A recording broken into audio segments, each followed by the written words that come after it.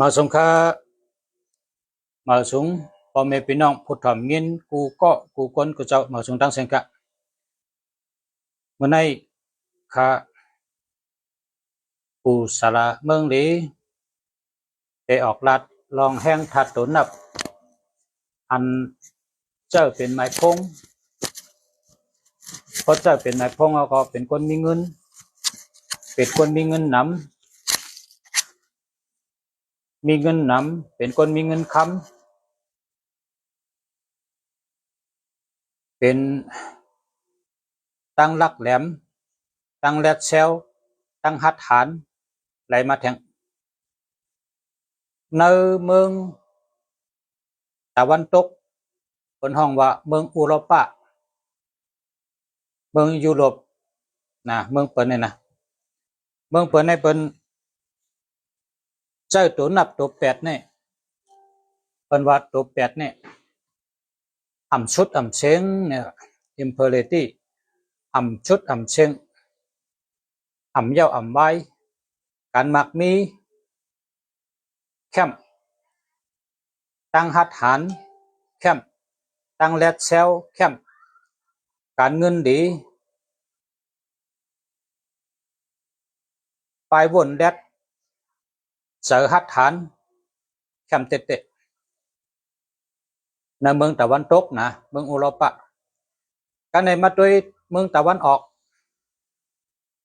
เมืองตะวันออกก็เหมือนอย่างเมืองเขเป็นเมืองหลวงเมืองเขเนี่ยเป็นเมืองหลวงเป็นเมืองมหาอำนาจคนมีเป็นล้านเป็นเฮงปลายกันในมีไผ่ได้เพ่นเป็นมาอยู่ในเมืองเขนี่ข้าวตังหกเหรินเป็นมาอยู่สร้างทั้งเศร้าเล็บเพ่นดองตัวนับเนี่ยกำในว่าในเมืองเขนี่หยุ่มยำเลยเปิ้นมันเจอเลยเปิ้นก็เป็นตัวแปดนี่แหละตัวแปดนี่ในพี่น้องเขนี่เขาหยุ่มยำว่ามันกึ้มมันคงอ่ำลู่อ่ำแล้วอ่ำมีวันชุดเชียง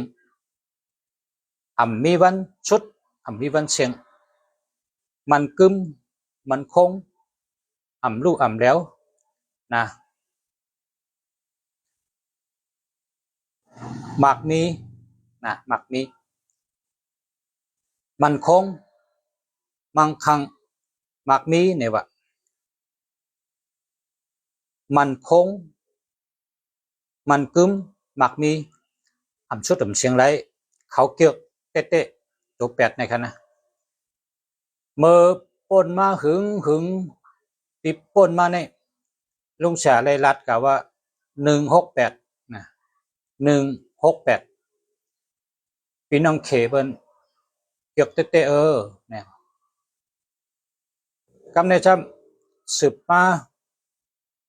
เมื่อเร็วในปีในกะในปีตัวเร็วในผู้เรียนเพี้ยนเขาเลยออกมาลาดว่าพี่น้องเขในเกี่ยวเลยเปิ้นในตัวแปดนะ168ก็เกี่ยวอยู่168ก็เกี่ยวอยู่ใกล้กับตัวแปดตัวเร็วเขาก็เกี่ยวไหนอ่ะพอมี83ตัวป่ะไหน83 24กายใหญ่ทนเนี่ยว่ากายใหญ่ทนเพราะว่าผุยลั่นมือผุยแสงมือผุยตีขายโคขายเครื่องใจโคตื้อหุ่นกาตั้งขายผุยมือป่ะไหนเขาก็เตรียมตัวแปดล้านในเขาได้ผุยข้าวยาม8 โมง8 เมตรอำนั้นว่าผุยวันที่8อำนั้นก็มีตัวแปดไว้ในก็ลองว่าหยุ่มย้ำแห้งทัดตัวนับอยู่ในหัวใจหมายพงนำปัดพงหมายจากลาดก็เลือกเฮามีตัวแปดหังป้าตัวแปดก็ว่าตัวแปดปันลองมีเงินมีคำปันลองมันกึ้มมันคงปันลองไปหมักมีหลีปันลองตั้งหัดฐานตั้งแรดเซล ไหลมาแทง ก็เพราะฉะนั้นได้88เขาเกี่ยวเลยเปิ้นเลอเสีย88เขาเกี่ยวข้างแท่งไหนเกี่ยว89นะครับ89 8ของว่ามันกึมมันคงการมักมีรุ่มแล้วเก่าซ้ำเก่าในปองว่าอายุ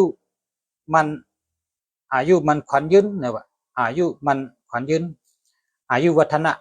อายุยืนยาวอายุยืนยาวอายุอาศักยืนยาวกันต่อขนาดอายุอาศักยืนยาวอยู่ดีกินหวานนะอายุวัฒนะเนี่ยเนาะอยู่ดีกินหวานอายุยืนยาวนั่นน่ะตัวเก่าเลยนะเพราะกำไตเขาก็เคยปองว่าได้จูดีกามลีกุสุลีไปอยู่ดีเข้มในกันเนาะปองว่าเท่านั้นในเขาเกี่ยวนะกันในเขามาโดยเมืองเขในเป็นเกี่ยวตัวแปดเมืองวันตกก็เกี่ยวตัวแปดเมืองอันเฮ็ดไปหมักมีเตวาวาในเกี่ยวตัวแปดกันในมาโดยในเมืองไทยเขาที่เขามาปึงอิงอาโกและมาปึงอิงอยู่เช้าพี่น้องไทยทั้งพี่น้องใต้นี่ตั้งเจือกในเหมือนกันไงเหมือนกันตัวแปดนี่พี่น้องใต้ก็ว่าวันติดวันจันทร์วันอังคารวันพุธวันพัดวันศุกร์วันเสาร์วันราหูเนี่ยนะวันราหูนี่เป็นตัวแปดกำในพี่น้องใต้ครับเกี่ยวเสงหือเนี่ยเกี่ยวตัวหกห้าปั่นตก6ปั่นขึ้นเกี่ยวตัวหกเพราะว่าเมืองเขาเนี่ยไปมีการพัฒนานะเมืองใต้เนี่ยไปมีการพัฒนาเพราะว่าลงปองจึงทำไปพัฒนาเพิ่นห้องว่าปฏิรูปการเมืองนะปฏิรูปการเมืองในมังกราชุกนั่นเป็นว่าปฏิรูปะเดชาวาโชจะผู้ปิจะกะตะปุญญาตาปฏิรูปะเนี่ยบอกว่าปฏิรูปการเมืองพอขึ้นมนเมขึ้นก็จะเป็นมาจังหืออันว่านั้นเอาคนตั้งนำหันว่าเฮ็ดจังไหนลีเฮ็ดจังไหนแค่มือเฮ็ดจังไหนแมนไหนจะเป็นการปฏิรูปมนเมจังนั้นขึ้นมาก็กะมือเร็วซ้ำเพราะว่าในเมืองใต้เขาเก็บตัว6เนี่ยเนาะ6ขาเขาก็เป็นคนเมืองใต้ก็หนึ่งเขาเคยตึกซนนะว่า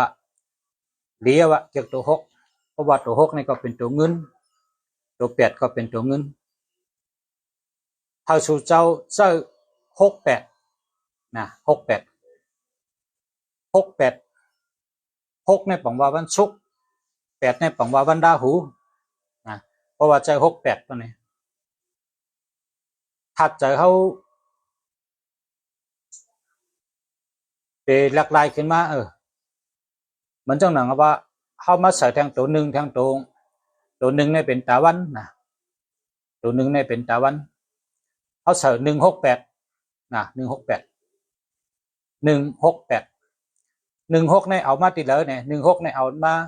เนื้อจำไปต่างเสียได้ในมีโซลาซาตีปั๊มในมีโซลาซาในปังว่า16เมืองหลวงค่ะนะ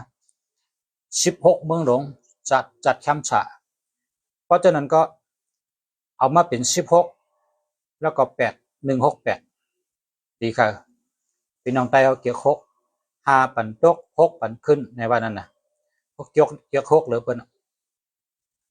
เกี่ยว6หรือเปิ้นอันมังกลางดีนั่นจ้ะมันจังว่าพี่น้องเขในเกี่ยว8เปิ้นในก็กำเขในปองว่า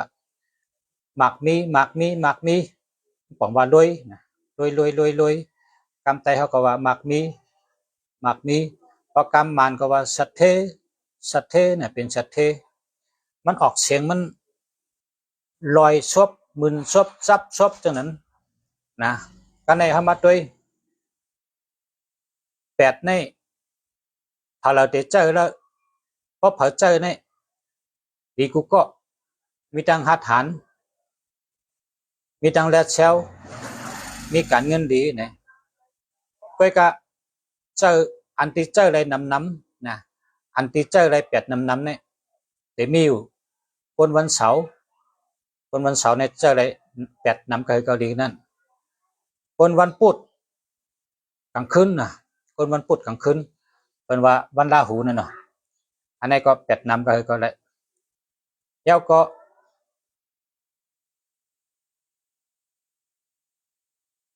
คนวันอังคารคนเนอมหาปุกแดงได้คนว่าถัดลมทั้งถัดลมเป็นคนเจอไว้เป็นคนอ่ำรอบขอบเป็นคนเราใช่เยอะเนี่ยเพราะเนอไปต่างมหาปุกแดงได้เพราะว่าเป็นถัดลมสองตัวราหูก็ถัดลมอังคารก็ถัดลมไปกะคนวันอังคารเจออะไรตัวแปดเนี่ยเจออะไรเฮ็ดทางใดเจออะไรก็เปว่าคนวันอังคารเนี่ยขุนศึกยาเอาควายอันตัวตายมันควายในตายอ่ะเอาหลุบใกล้แปดตัวเอาโหใกล้แปดตัวตั้งหลุบตั้งโหตั้งตัวตั้งคิงเอามาตำพองให้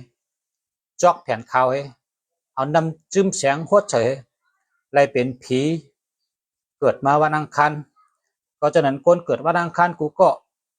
พอเราเกิดวันอังคารก็โลโกไก่ควายนับถือควายนับยำควายชื่อกายไว้เดียวเหตุการณ์มันรู้ไว้นะมันรู้ไว้เอากายในมัดตั้มไว้เดียวเหตุการณ์เหมือนหนึ่งตัวทำงานตัวเหตุการณ์จะปล่อยเหตุการณ์เผยเหตุการณ์เอาเหตุตีควายอันเป็นเหตุเข่งค่ำแคมเด็บเป็นห้องว่าควายเขาห่มโตเนี่ยเขาในหรือได้กว้างหรือโตให้ไหนเนาะควายเขาห่มโตควายมังกรใช่ไหมก็เป็นต้องนะเป็นต้องเป็นแผ่นเป็นปั้นป้องใช่ไหมเอามาตำไปติดอ่านเฮาเหตุการณ์เนี่ยมันจ่อยเท่าไรก็แปลว่าเฮาในคนวันอังคารกูก็ในอะไรเกิดวันอังคารก็เอาเปิดเอาควายแปดตัวเฮ็ดมาก็เพราะฉะนั้นคนวันอังคารเนี่ยตั้งแก่นแข็งตั้งอดกันลองตุกข้าหยาบผืดเนี่ยแคมเหลือเปิ้นก็วางเป็นควายในเป็นนอกไถนานอกตั้งซ้ายก็ไรนอกตั้งขวาก็ไรนะมันกำไทยในเป็นว่าอดทนได้ดีเลยเปิ้นกำไตก็ว่าอดกันเยื่อนกันได้สูงเลยเปิ้นนำเลยเปิ้นในการก่อสร้างจัดปานนะต่อเปิ้นว่าต่อสู้จัดปานนั่นนะในการเฮ็ดปกป้องจัดปานเนี่ยหยาบก็เฮ็ดทุกข้าก็เฮ็ดมันท้อถอยมันยอมนะเจ้าไหนแหละคนเจ้าตัวแปดไรนะกับในตัวแปดในคนวันอาทิตย์แห้งแหลมเจ้าเนี่ยมันมีอาปุ่มมันน่ะเปิ้นว่าพอกลางวันรับสึงเนี่ยกลางวันในป้องรับสึงในเปิ้นห้องว่ากลางวันวาดกลางวันวาดเพราะกลางวันวาดในเป็นทางเนี่ยบอกว่าเจ้าลาหูเนี่ยมาโอมไว้เนี่ยแรงรับสึงกลางวันวาดกับในคนวันจันทร์ทำให้ทางแหลมใครเจ้าตัวแปดเนี่ยคนวันจันทร์เนี่ยก็ซ้ำว่าเลินในป้องรับสึงในเป็นห้องว่าเลินบาทในว่าเลินในป้องรับสึงในเป็นห้องว่าเลินบาทมันมีมาสึกปืนอปุมันสองติมีเนื้อติริมูลติเนื้อสึกปืนขุนช้างสามเจ้าว่าเจ้าลาหูเนี่ยไล่กินน้ำจิ้มแสงอันตีเปิ้นก็เอาน้ำจิ้มแสงเนี่ยนะไอ้ได้ลักกินน้ำจิ้มแสงแล้วตายเสียเปาะนะตายเสียเปาะย้อนว่า เจ้าราหูในเป็นคนแรดนะเป็นคนแรดอันที่เจ้าขุนผีอันแรดมันว่าคุณผีคุณช้างเจ้าเนี่ยเขาเตกินน้ำจิ้มแสงเขาปันเขากินเขาโลกกับลักกินแล้วก็เนี่ยมันจะลักผ่านเป็นคุณผีกับลักกินนั่นแต่ว่าตันได้กินเหี่ยวก็มันตายปอกเจ้าราหูนั่นตายปอกอันในเนื้อปืนคุณช้างสามเจ้าการในประมาทด้วยเนื้อปืนหยาดสว่างปืนเมืองครับแต่ได้หันว่าช้างก่อผ้าล่าก่อเมืองมีลูกยิงลูกใจสามก็ปีไอลงเขาในปีไอลงเขาในเป็นพระอาทิตย์เนี่ยนะปีไอลงเขาในเป็นตัวหนึ่งเนี่ยนะแล้วก็กังเหนือเจ้าเนี่ยเจอน้องยิงมันหุงเขาเจอน้องยิงหุงเขาเจอน้องใจกับหาพื้นกันในมันทำเปิดเฮินเปิดเฮินพอเปิดเฮินในซ้ำหุงเขาหุงพักหุงเขาดีพักหวานเนี่ยกันในพระเป็นเจ้าคำแก้วมาพระเป็นเจ้าแก้วมาตรงซ้อมกันในเจ้าปีไอหลวงเขาในซ้ำตักเอาเข้าไม้พักไม้เนี่ยก็ลองซ้อมพระเป็นเจ้าตักเสร็จในก๊อกคำแล้วก็ลองซ้อมแทนเจ้าพระเป็นเจ้าก็ได้ชุ่งเข้าไม้พักไม้นั่นกะแต่ว่าปีไอหลวงเขาในปัตตายเอาก็เมื่อเป็นตาวันกำใน พอถึงน้องใจอันก็หาพื้นนั่นมานะน้องใจก็หาพื้นมาเป็นข้อที่สองพอมาหอเทินเนี่ยมันถามว่าปีไอเขาลองซ้อมมาฮะลองแล้วเอาเข้าไม้พักไม้ลองเยอะกำในน้องใจข้อที่สองโคตรเอาเข้าเสนอก๊อกเงินพักเสนอก๊อกเงินเนี่ยมือลองซ้อมแพ้เป็นเจ้าไล่ลองเสนอก๊อกเงินสีขาวกัดเย็นๆอย่างว่าพอตายอะไรเมื่อเป็นเหลือนน้องใจเนี่ยนะกำในซ้ำข้อที่สามซ้ำน้องยิงเขานั่นอันกว่าหาพักปอกมาเนี่ยข้อที่สองเนี่ยเป็นน้องยิงไงใช่กันต่อค่ะข้อที่สองเป็นน้องยิงเสนอก๊อกเงินเหี่ยมือลองซ้อมข้อที่สองเนี่ยลองใส่ก๊อกเงินเหี่ยอะไรเมื่อขึ้นเมื่อเป็นเดือนข้อที่สามเนี่ยเป็นน้องใจเขาน้องใจเขาในซ้ำปอกมาลาเลยเปิ้ลกะหาพื้นมาลาเลยเปิ้ลย้ายเขาพี่นั่งเขาลองซ้อมมาไหนลองเอาขดมือลองซ้อมแบบขึ้นน้องใจแกน้องใจในซ้ำก๊อกคำก็ไปไอ้เสือก๊อกเงินก็ไปนั่งเสือขึ้นแต่บ้านแกขึ้นแต่บ้านในมันซ้ำจังใส่ก๊อกสังซ้ำใส่เนื้อก๊อกหมักอุ้นว่ะก๊อกหมักอุ้นเนี่ยหมักอุ้นเนี่ยมันลำเนี่ยหมักอุ้นในอันที่เป็นเฮ็ดก๊อกตักน้ำก็หมักอุ้นหวานเข้าหวานพักก็หมักอุ้นเจ้าก็หมักอุ้นเปิ้นเอาเฮ็ดคนกูบอกนะหวานกูบอกในเปิ้นเอาหมักอุ้นนี่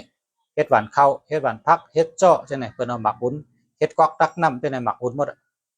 ก็ในตักเข้าตักพักเสนอหมักอุ้นให้ก็เอามือลองซ้อมแทนเจ้านะก็ในมือลองแทนเจ้ามันเลยลองเสนอหมักอุ้นนั้นมันเป็นอันก๊อกอันลำเนาะแล้วอะไรป้องอะไรเกิดทางจัดในกองอะไรมาเป็นเจ้าราหูในออกสีลำนั่นเรื่องหนังลำคือหนังลำมันทางดีจังพี่ไอ้มันทางดีจังพี่นั่งมันก็เลยมันก็มีแปลงจังนะกำไตว่าแปลงจังพอกำไทยว่าแค้นนะมันแค้นเนื้อพี่ไอ้ลงมันแค้นเนื้อพี่นั่งมันนะกำไตก็ว่าแปลงจังมันแปลงจังไว้พี่ไอ้ลงมันแปลงจังพี่นั่งมันไว้มันว่าเมื่อไรย่ำเปิดเขาสมมติลองซ้อมก้อนหนึ่งก็ออกก๊อกคำก้อนหนึ่งก็ออกก๊อกเงิน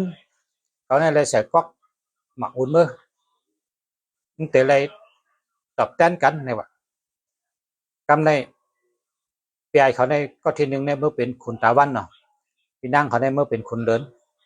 เป็นน้องใจเนี่ยเป็นเจ้าราหูเนี่ยครับเลยเป็นเจ้าขุนหอคำหลงเมืองหนึ่งนะต่อถึงมันเป็นขุนหอคำได้อุบเมืองหนึ่งใช่ก็ได้จำวันจินเมืองต่อถึงตัวเร็วกันในพระเป็นเจ้าในชั้นปอมาเจ้าพวกท่ากตมาในปอมา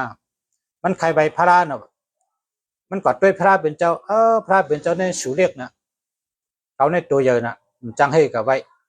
มันใกล้ๆกับช่องไปพระเป็นเจ้าในนั่งสมาธิมันก็มึนนั่งสมาธิที่มันนั่งสมาธิมันต่อถึงตัวเร็วเขาในอภูมินี่นะการในพระเป็นเจ้าหู้อะพระเป็นเจ้าในสู้งานหันว่าอ๋อเจ้าราหูนี่มันใครมาใบเขาในตูงเยอะนะมันจังใบเมื่อในเขาได้ปันใบแห่งวันมาพระเป็นเจ้าในผ่านซ่องตะโคพระเป็นเจ้าในเยอะเต้เยอะวะก็ในเจ้าราหูซ้ำเดี๋ยวมาใบพระเป็นเจ้าพระเป็นเจ้าในสูเรียกนะเมื่อในได้เมื่อตัวเองทางรู้นะก็ในเจ้าราหูมาคล้องด้วยกว่าแล้วพระเนี่ยเมื่อกูว่าในหันหัวเมื่อในหันหนักกว่าแล้วเนี่ยก็ในเจ้าราหูในไหวขึ้นภาคเลยหันเจ้าราหูในเป้งตีนแค่เจ้าแก่กันเนี่ยเลยว่าอาโลพระเป็นเจ้าสุเยอะเตเยอะว่าละพระเป็นเจ้าจังหวะตะกาใครใบเฮาเจ้าจะมาเริ่มจะใจข้าวใครใบเจ้าเฮาเนื้อหัวใจข้าในใครใบสัตตาเสียไปกัดตัวใครเยอะนะทำจังไว้เพราะว่าพระเป็นเจ้าในเป็นก้นเขาทำเป็นเจ้าราหูนั่นนะตัวเยอะนั่นน่ะเยิมใหญ่ก็ป้องกันรับไปเรือนป้อมเลี้ยงเลยน่ะก็การรับตาวันป้อมเลี้ยงเลยน่ะเยิมใหญ่ก็ตัวเยอะน่ะเจ้าราหูในตัวเยอะน่ะก็ในมันก็คุบใบพระเป็นเจ้าป้องคุบใบพระเป็นเจ้าพระเป็นเจ้าก็ว่าในวันข้างหน้าเมื่อนามาเนี่ยเจ้าราหูเด็เป็นพระสูหนึ่งนาว่าเนี่ยสาธุเจ้าราหูในไรฮับขอความพระเป็นเจ้าว่าในวันข้างหน้าเมื่อนามาเนี่ยในวันข้างหน้าเนี่ยเจ้าราหูเนี่ยเด็เป็นพระสูหนึ่งท่านเจ้าว่าไว้จังนั้นก็เจ้านั้นแหละปุ่มยาวน่ะใครกันไหนกันนะเพราะผักแค่ด้วยก็กัดด้วยทั้งด้วยหนังมีแล้วก็เจ้าราหูก็ห่มจมให้ขึ้นเมื่อนังเป็นคนเอาข้ามต่อถึงตัวเร็วพระเป็นเจ้าได้เอานิปานก็เพราะฉะนั้นแหละที่เมืองไทยเนี่ยเปิ้นไว้นำมันนำเจ้าราหูเนี่ยนะไว้ว่ามันเจ้าในที่เป็นพระสูหนึ่งมันข้างหน้าเมื่อเหลือในพระกับย้อนชูเนี่ย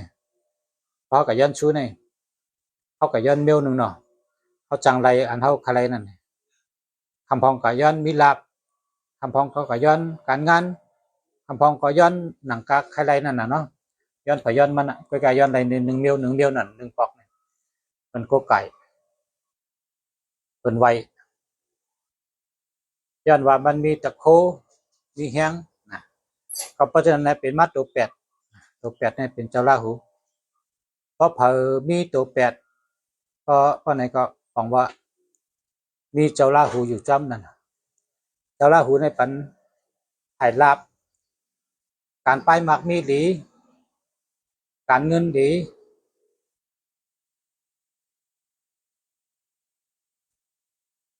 ปริกีวะkapan pergiชีวิตชุมาไกลก็มาสิกับปั๊บนั่น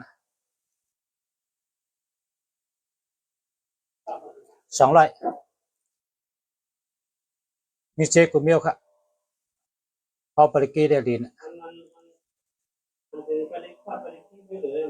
มีค่ะมีในก็ในเจ๊จุ๋มว่าเราจะบายามามึงเก่าตังยานเท่าไรมีปลาอันนักนั่นแหละ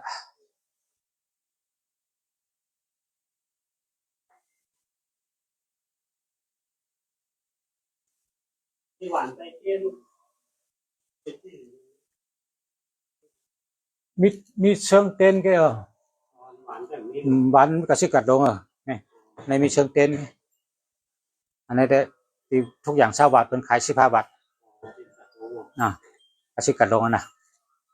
กัดลงใครหวัดดินมันกึ่งก็มีกัดลง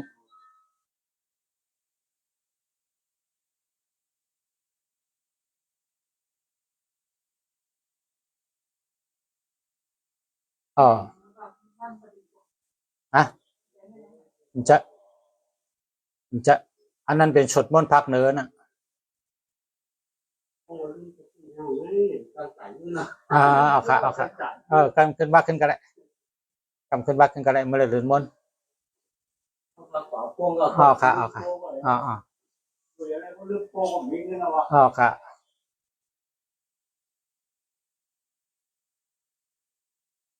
อ๋อก็กำในก็สืบลอง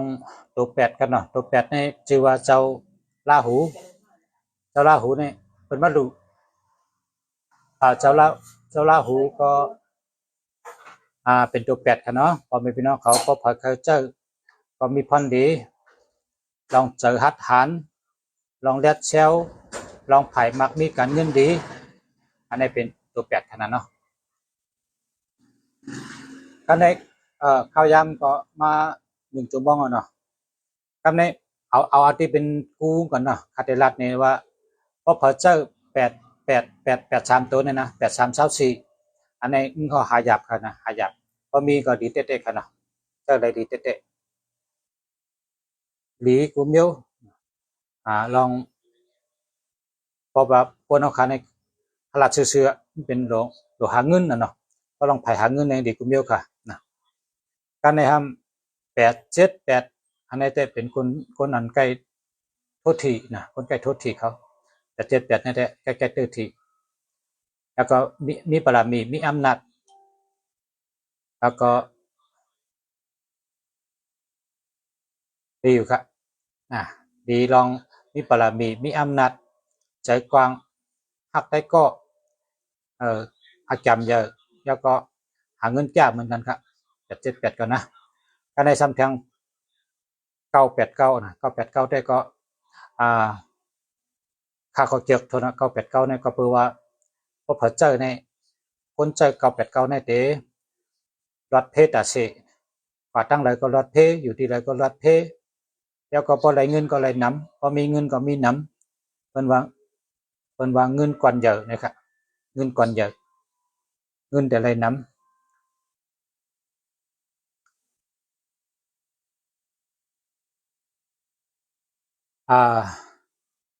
เพราะว่าเขาเจอตุนนับอัน9 8 9ในของว่าจิ๋วแข็งจิ๋วลีในก็ป้ารถเพในก็ป้าแล้วก็มีเจ้าทอดเจ้าเมียดดูหลอมป้าเขาในก็ป้าค่ะเนื้อโจงค่ะนะแล้วก็ไรเงินน้ำไรเงินดีนั่นค่ะเพราะในก็เลือกให้ใจขนาดอะไรเก็บตัวเองก็เพราะขาดเด็ดไข่แทงกองแต่ยาวติดๆนะเพราะเผยไข่ตุ้ยลองเจ้าลาหูก็เข้ากับในยูทูบก็กัดเปิดด้วยกันนะลองปืนเจ้าลาหูเลยมันยาวนะครับเนาะปืนเจ้าลาหูก็มีปืนเจ้าวันเสาร์ไหนก็มีนะวันเสาร์หลายๆก็มีทั้งไปจัดร้านหนึ่งวันลาหูหลายๆก็มีทั้งจัดร้านอันหนึ่งเป็นเทปได้เป็นปืนมันฮะค่ะนะก็เพราะฉะนั้นได้เพราะว่าเขาหู้ที่ป้องในก็เขาเจอตัวนับมันจะไรพันดีคุณตาพอมีพี่น้องเขานั่นนะเนาะพอตัวแปดนี่ได้มีเงินนะพอมีตัวแปดนี่ได้มีเงินนะครับมาสมกับยังช่วยพอมีพี่น้องอยู่ดีกินวานได้การเขียนอย่างมาสมอยู่ดีมีเงินกูก็กูคนใช้กำค้ามาสมกับ